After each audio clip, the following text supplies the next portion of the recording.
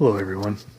So on January 27th, 2017, it was last Friday, I attempted to go see Milo Yiannopoulos. He came to New Mexico, to UNM specifically, and it filled to capacity quickly. He was scheduled to start talking, I think at 6. There were people already in there waiting for him at 4, and the news was estimating it, I think, at 250 plus protesters came to go protest him. This is just some stuff that I picked up off the ground. Yeah, it's just stuff, really.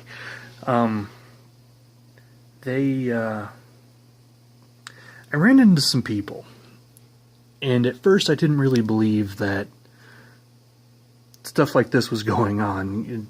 A couple of these guys, or one of these guys, punched Richard Spencer in the head.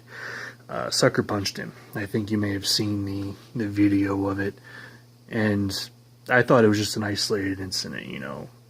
I mean, yes, protests can get a little out of hand, protests can be violent, but the video that I saw where it was happening, there were just idiots acting idiotic, if you understand. And then, you know, he took a sucker punch. That guy was identified as a member of what's called the anti-fascist movement, or Antifa.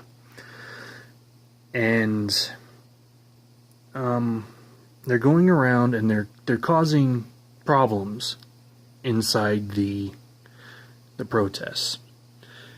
I was there really not even as a journalist. I went to go see Milo speak, but obviously I was turned away, and I was just standing out in the crowd, and then a bunch of riot police rolled in. So I pulled out my camera and started recording, but I got identified by one of the members of Antifa as a Nazi. He walked up to me and turned his camera on, and the flash, you know, right into my face, right in my eyes. And it was dark out, and it was a really bright light, and I told him off. I was like, "You're being an asshole." And then he started shouting that we have a Nazi over here.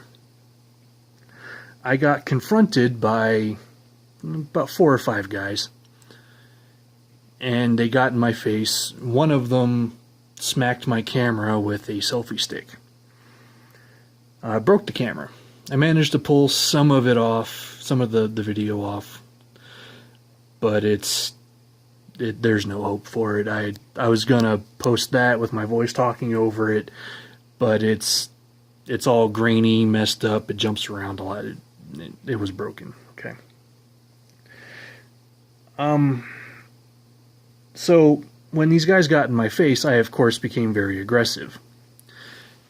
And, you know, they got aggressive, I got aggressive, and we're standing in front of a line of riot cops, right? And they backed off, I backed off when the cops kind of started shouting. Someone, and this was a little bit later on, someone lit what I thought was like a Roman candle or something.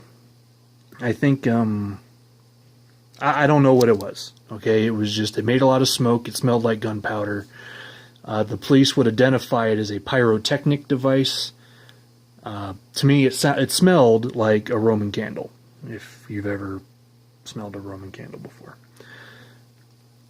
And so the night goes on. I made some friends. We were kind of hanging around, and then the mounted police showed up, and the mounted police kind of scattered the protesters, and everyone ran off. So a little while later, I got confronted with a young lady. She had an effigy on a stick of like a Klansman, and she said something to me. She said, when injustice becomes law, rebellion becomes duty.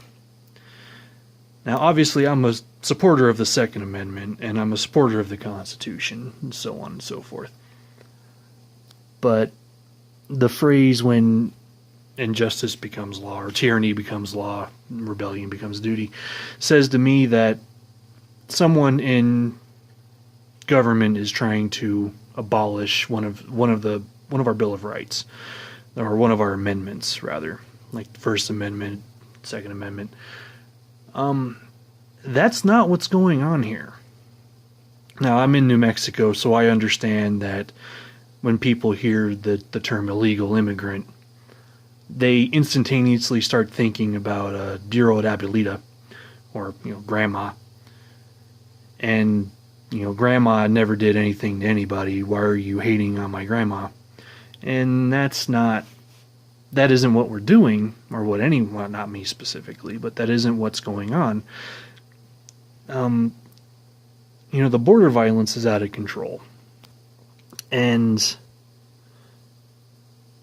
a lot of people are getting hurt. Like over Christmas, there were 16 severed heads hanging from a bridge in El Paso.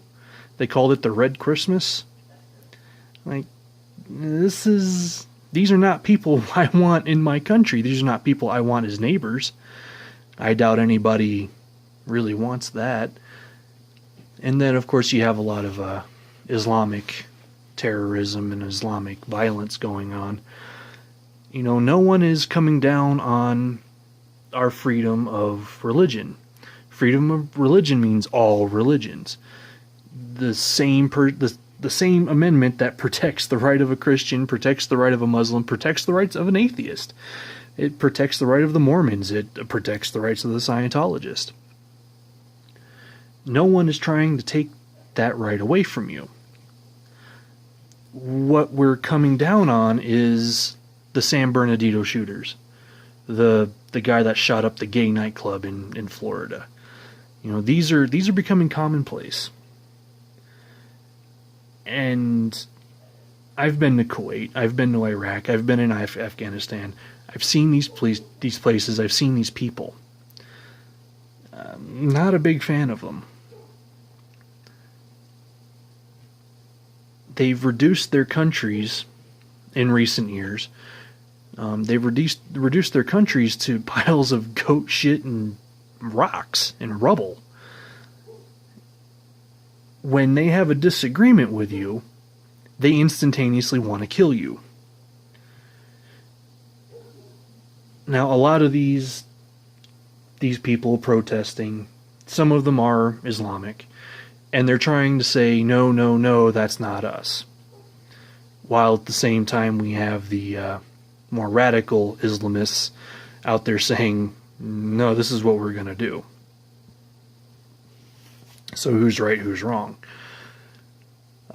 And someone is right and someone is wrong. I think that we as a country need to come down on the side of our safety. So I do more or less support the Muslim ban that happened. Not Muslim ban, but they banned travel between certain Islamic controlled countries. Iran, Iraq, Syria, a few others. And back in World War II, they banned, or they rounded up Japanese Americans because of the attack on Pearl Harbor.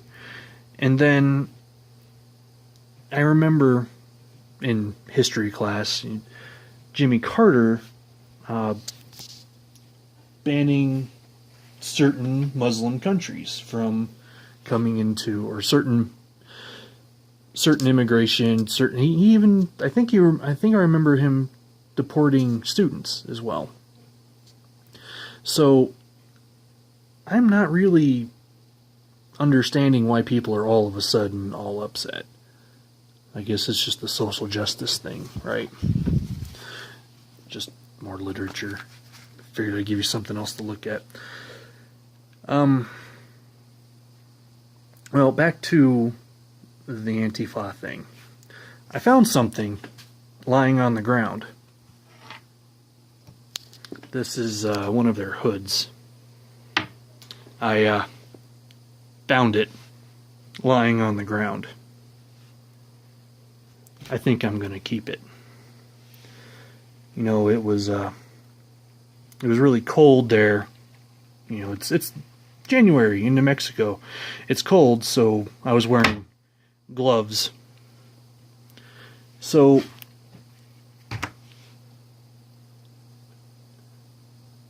I listened to a few other commentators on the YouTube. Sargon of Akkad did a really, not a lengthy, but a very informative one just recently about the different flavors of anarchy and how it ties into Antifa, or the anti-fascists. I suggest you go watch that. It was called Anti-Fascist and the Black Bloc, I think it was called. But I think that'll do it. So if you are a member of Antifa and you happen to hear this, knock it off. Knock your shit. It's time to come out of the internet and grow up. And to Milo Yiannopoulos, I really wanted to hear you speak. I hope that you come back to New Mexico, and I hope I can actually get in to see you this time, or next time. And to Donald Trump, the president himself, stay the course. If I could, I'd come work for you. I'd help you build the wall. Why not? Hope everyone has a good day, and bye.